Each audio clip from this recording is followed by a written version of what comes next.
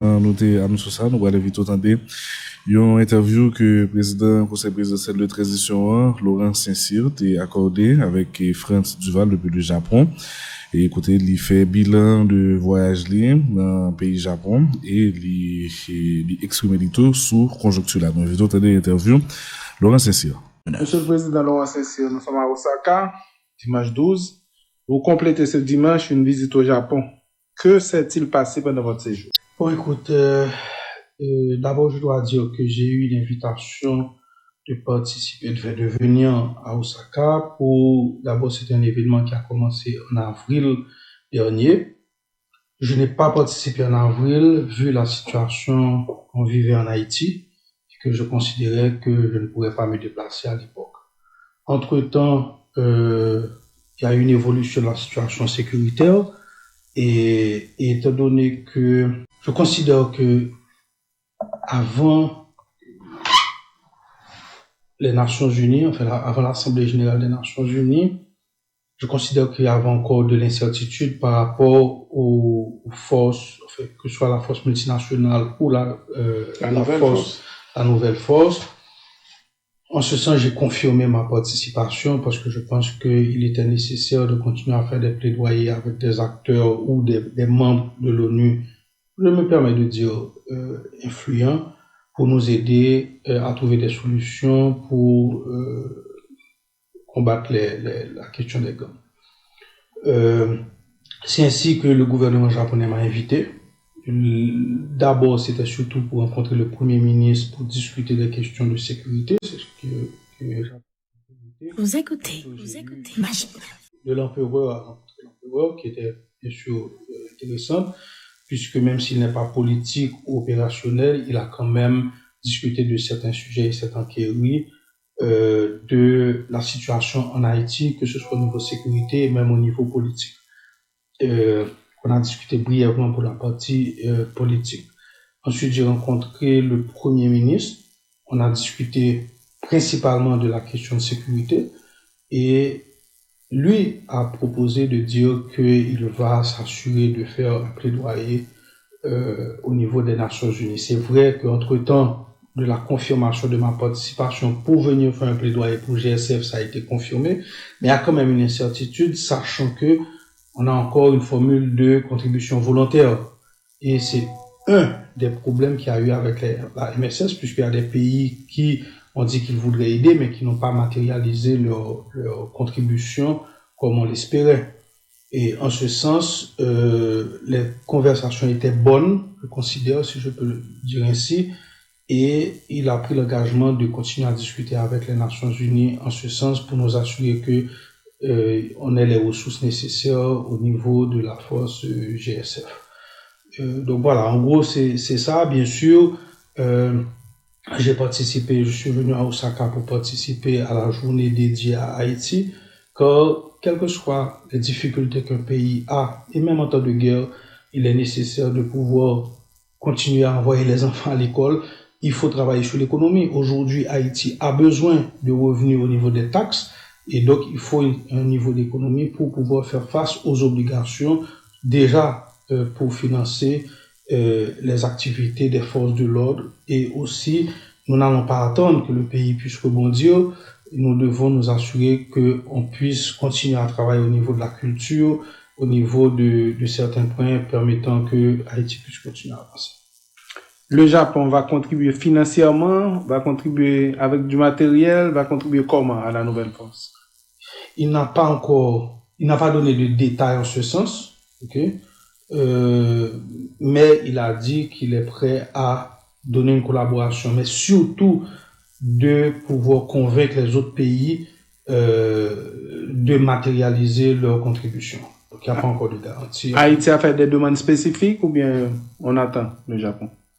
Non, on n'attend pas le Japon. Moi, je vais continuer mon plaidoyer. Mon intérêt est de continuer à rencontrer d'autres pays. Je vais probablement participer, aller au Qatar pour rencontrer. Je les ai rencontrés aux Nations Unies, à l'Assemblée Générale, en marge de l'Assemblée Générale des Nations Unies.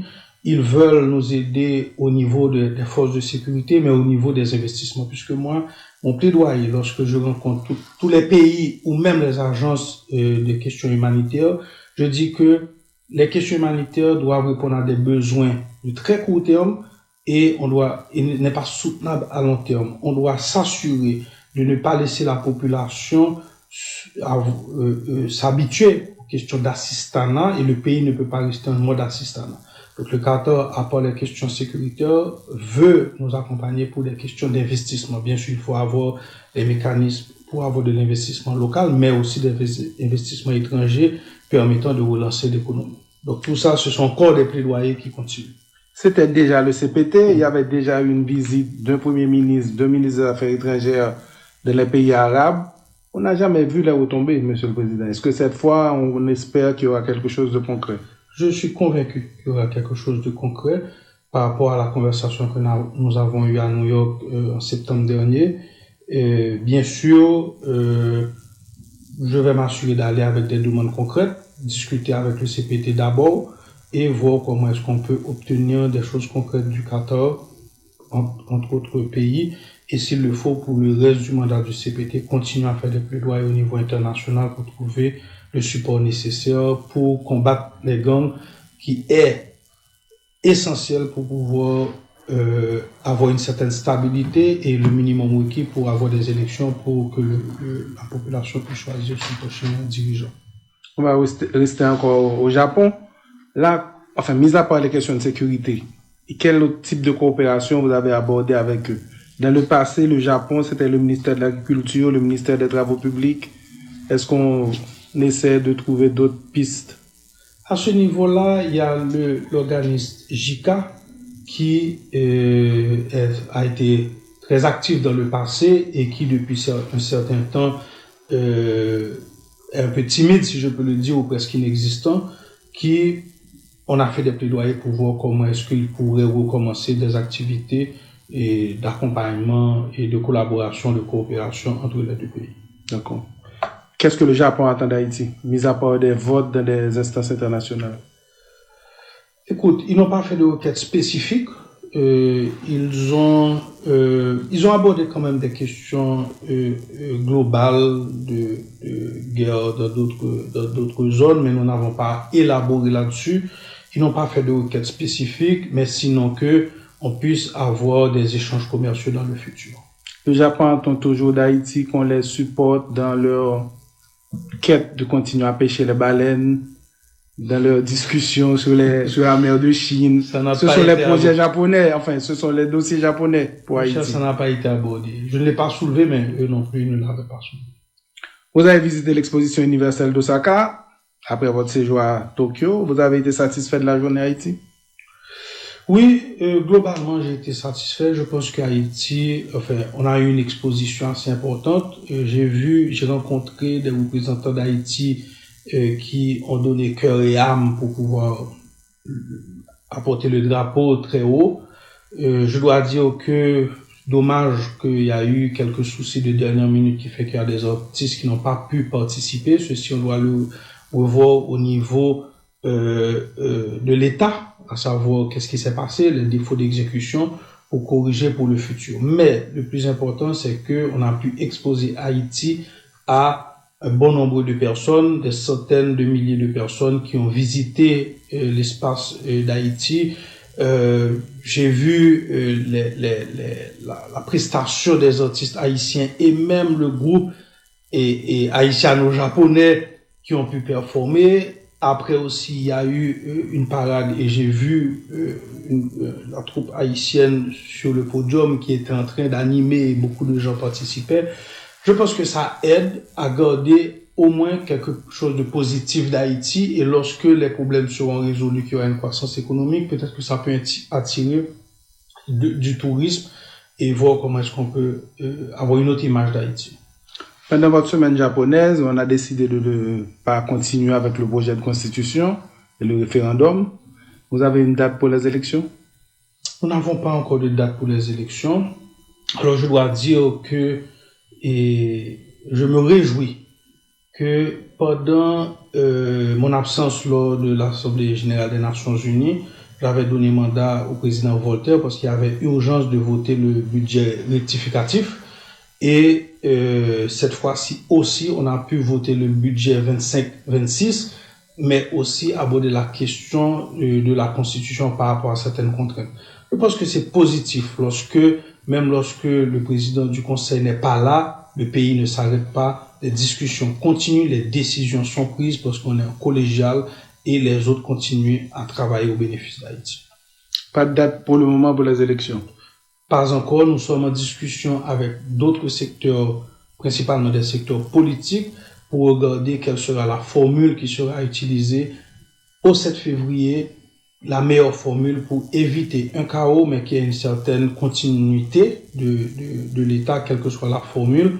Donc, à mon retour, nous allons continuer à discuter avec les secteurs pour voir avec eux quand est-ce qu'on peut faire les élections. Le plus important, c'est pour pouvoir avoir des élections, je dis, crédibles.